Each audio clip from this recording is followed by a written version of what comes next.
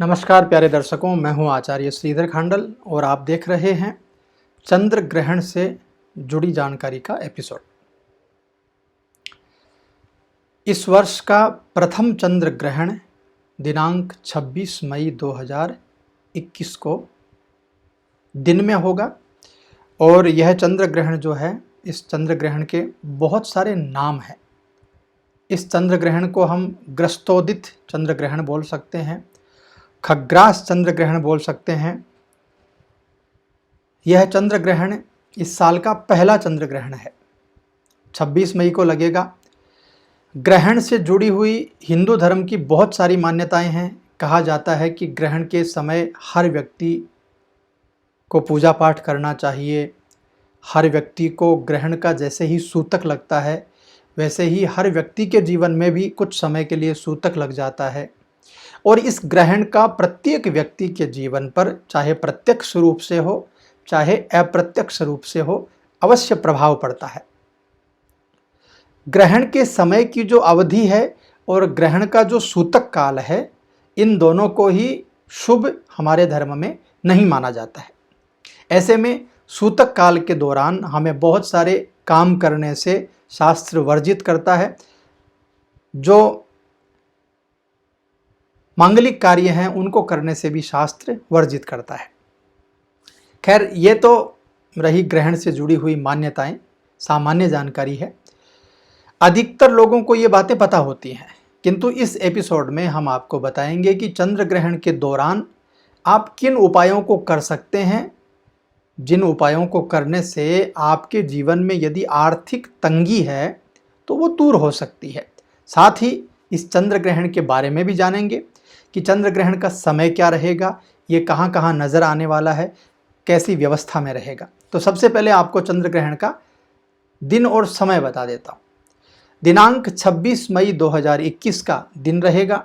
चंद्र ग्रहण प्रारंभ होगा सायंकाल 2:17 से 14:17 से स्टार्ट होगा दिन में।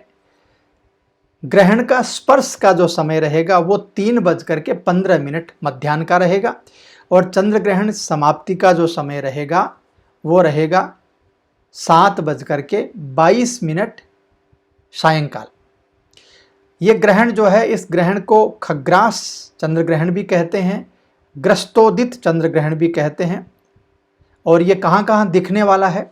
भारत में भी दिखेगा, पूर्वी एशिया में दिखेगा, ऑस्ट्रेलिया में दिखेगा, प्रशांत महासागर के आसपास के जो एरिया हैं वहाँ पर भी दिखेगा और अमेरिका के आसपास के जितने भी इलाके हैं वहाँ पर भी दिखेगा। यूँ तो ये साल का पहला चंद्र ग्रहण है, 2021 का पहला चंद्र ग्रहण है और इसको ये भारत में दिखाई भी दे रहा है, किंतु केवल ये उपछाया चंद्र ग्रहण है। और हमारा शास्त्र कहता है, मेरे पास इसका एक प्रमाण भी है कि द्वीपांतरे ग्रहण सत्वेपि दर्शन योग्यत्वायान्न पुण्य काल है। यानी हमारे द्वीप से अन्य द्वीप में यदि ये घटित होता हो, यदि ये दिखता हो, तो ऐसी व्यवस्था में कोई भी ऐसा ग्रहण हो उसका सूतक यम नियम आदि हमारे यहाँ नहीं लागू होता है। तो यह जो चंद्र ग्रहण है इसमें पूर्णिमा का दिन रहेगा, ये उपछाया चंद्र ग्रहण रहेगा, इसलिए भारत में इसका सूतक यम नियम आदि मान्य नहीं होगा। इसके साथ ही पंचांग के अनुसार वर्ष 2021 का यह पहला चंद्र ग्रहण है, विक्रम संवत 2078 का। ये वैशाख महीने की पूर्णिमा को घटित होगा और इसका प्रभाव जो आएगा वो वृश्चिक राशि पर आएगा, अनुराधा नक्षत्र पर आएगा। अब आपके मन में ये आ रहा होगा कि ये उपछाया चंद्र ग्रहण होता क्या है। देखिए, ग्रहण 3 प्रकार के होते हैं और उसमें से यदि हम बात करें उपछाया चंद्र ग्रहण की, तो एक ऐसी अवस्था बनती है जिसमें सूर्य और चंद्रमा के बीच में पृथ्वी उस समय आती है जब सूर्य चंद्रमा पृथ्वी से सीधी रेखा में नहीं होते हैं, यानी थोड़ा सा टच होती है। इसके चलते जो बाहरी आभा है, बाहरी छाया है, वहाँ पर थोड़ा सा बिंब बनता है, सूर्य का बिंब बनता है, जिससे चंद्रमा के ऊपर उसका इफेक्ट आता है। तो ये उपछाया है, बहुत छोटा सा चंद्र ग्रहण है, आंशिक चंद्र ग्रहण है, इसलिए इसका प्रभाव यम नियम सूतक आदि नहीं लगेगा। अब मुद्दे की बात पर आते हैं, जिसके लिए मैंने यह कार्यक्रम आपको दिया है। अब तक तो चंद्र ग्रहण की जानकारी थी, अब इस चंद्र ग्रहण का प्रभाव हम सब पर जरूर आता है, चाहे यम नियम सूतक आदि लगे या न लगे, फिर भी इसका प्रभाव हमारे ऊपर, प्रत्येक इंसान के ऊपर जरूर आता है, प्रत्येक प्राणी मात्र के ऊपर आता है। तो इस व्यवस्था को हम अपने लिए कैसे अच्छा बना सकते हैं, उसके लिए 3-4 उपाय मैं आपको बताने वाला हूं।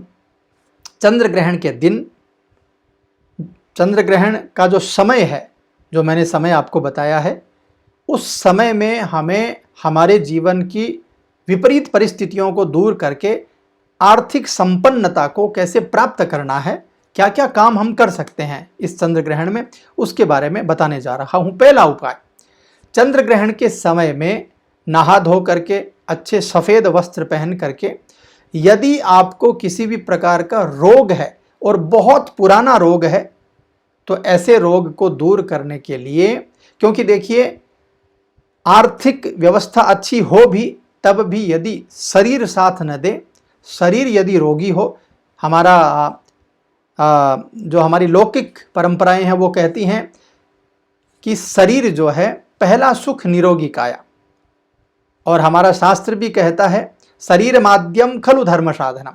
तो ऐसी व्यवस्था के लिए शरीर का सबसे पहले मैंने उपाय देखा। शरीर को ठीक करने के लिए चंद्र ग्रहण का जो समय है, उस समय में स्वच्छ होकर के, स्नान आदि करके, एक आसन पर बैठ करके, और तुलसी की माला ले सकते हैं या रुद्राक्ष की माला ले सकते हैं। माला लेकर के महामृत्युंजय मंत्र का जाप करना है। महामृत्युंजय मंत्र यदि आपको आता हो अच्छी बात है, मैं बता देता हूं आपको। ओम होम जूम सह, ओम भूर्भुवः स्वः, ओम त्र्यंबकम यजामहे सुगंधिम पुष्टिवर्धनम उर्वारुकमिव बंधनान् मृत्योर्मुक्षीयमामृतात्, ओम स्वः भुवः भुः, ओम सह जूम होम ओम। इस मंत्र को जब वैदिक परंपरा के हिसाब से बोलते हैं तो इसका अलग अलग प्रोनाउंसिएशन होता है, किंतु जब आप लोग बोलें तो इसको इसी प्रकार से बोल सकते हैं। और यदि आपको ये मंत्र याद नहीं हो रहा हो तो आप कोशिश करें, YouTube के माध्यम से भी आप इस मंत्र को चला करके इसके साथ में बोल सकते हैं। इस मंत्र का सही प्रोनाउंसिएशन होगा ओम होम जुम शह, ओम भूर्भुवः स्वः, ओम त्र्यंबकम जजामहे सुगंधिम पुष्टिवर्धनम उर्वारुकमिव बंधनान् मृत्योर्मुक्षीयमामृतात्, ओम स्वः भुवः भुः, ओम सह जूम होम ओम। इस मंत्र को आप लगा लीजिए, बार बार रिपीट करिए। तो पहला जो मैं उपाय आपको बताया हूं वो उपाय है आपके शरीर के लिए, रोगों को शमन करने के लिए, रोग नाश के लिए। दूसरा, हमारे घर में दूसरा उपाय है उन लोगों के लिए जिन लोगों के घर में आपस में बनती नहीं हो, पति पत्नी में झगड़ा चल रहा है, पिता पुत्र में झगड़ा चल रहा है, माता पिता में झगड़ा चल रहा है। तो ऐसी व्यवस्था वाले जो घर हैं, उन घरों के लिए जब चंद्र ग्रहण हो उस समय आप चींटियों के बिल के पास में जाइए, जो काली चींटियां होती हैं, और वहां पर जाकर के पिसा हुआ आटा या पिसा हुआ चावल, यानी गेहूं का आटा या चावल का आटा, दोनों ही चीज़ें आप वहां पर डाल करके आइए और उनको प्रणाम करके आइए कि चंद्र ग्रहण के प्रभाव से, आपको हमने जो दान किया है उसके प्रभाव से हमारे घर में सुख शांति बन जाए। ये दूसरा उपाय। तीसरा उपाय है, यदि आपके घर में किसी प्रकार का बहुत बड़ा कोई क्लेश चल रहा हो, आपका कहीं बड़ा पैसा अटक गया हो, आपके ऊपर किसी ने कोई ऐसा तंत्र विद्या कर दी हो, तो उसके लिए कुछ चीज़ें आपको बता रहा हूँ। इन चीज़ों को लेकर के गरीब को दान करना है। इसमें चांदी आपको लेनी है, चावल लेना है, मिश्री लेनी है, सफ़ेद कपड़ा लेना है, सफ़ेद पुष्प लेना है, शंख यदि आप दे सकें, आपकी सामर्थ्य हो तो शंख आपको देना चाहिए। यदि आपकी सामर्थ्य हो तो मोती भी आपको देना चाहिए, दान करना चाहिए। कपूर, सफ़ेद चंदन, पलाश की लकड़ी, दूध, दही, घी, चीनी, इन सब चीज़ों को एक जगह इकट्ठा करके और भगवान से प्रार्थना करके कि मेरा जितना पैसा अटका हुआ है, जो मेरे घर में अव्यवस्थाएं हैं, जो एक विपरीत परिस्थितियां बनी हुई हों घर में, चाहे वो किसी भी कारण से हों, तो ये जितना सामग्री मैंने आपको बताया है, इस सामग्री को आप अपने सामर्थ्य के अनुसार ले सकते हैं। ऐसा नहीं है कि आपको 2 किलो लेना होगा, 5 किलो लेना होगा, अपने सामर्थ्य के अनुसार लीजिए। अच्छे मन से जाकर के चंद्र ग्रहण के समय में किसी गरीब को दान करिए और उस दान से आपको एक तो खुशी मिलेगी और दूसरा आपके घर में संपन्नता का वास होगा। यह तीसरा उपाय है। चौथा उपाय है, हमारे घर में स्थिर लक्ष्मी को, यानी घर में आकर के लक्ष्मी स्थिर हो जाए, किसी भी प्रकार की आर्थिक तंगी हमारे जीवन में न बनी रहे, उसके लिए आपको एक छोटा सा काम करना है। एक चांदी का टुकड़ा लेना है, चांदी का कोई भी टुकड़ा या चांदी का कोई गहना आप ले सकते हैं। महिलाएं जो पहनती हैं, जो पाँव में पहना जाता है, तो ऐसा कोई भी चीज़ ले सकते हैं, या फिर चांदी का कोई टुकड़ा ले सकते हैं, या ऐसी भी एक वस्तु ले सकते हैं जिसमें चांदी के ऊपर लक्ष्मी जी का जो चित्र बना हो, ऐसी भी एक चीज़ ले सकते हैं। उसको स्नान ध्यान आदि करके दूध और गंगा जल से स्नान करवाइए। उसके पश्चात चंद्र ग्रहण के समय में सफ़ेद कपड़े में एक बर्तन लीजिए, उसमें सफ़ेद कपड़ा बिछाइए और उसके बीच में आप उसको रख दीजिए, चांदी को, और उसके बाद में आपकी छत के ऊपर या जहाँ खुला हो, जहाँ से चंद्र ग्रहण का पूरा प्रभाव उस चांदी में आ सके,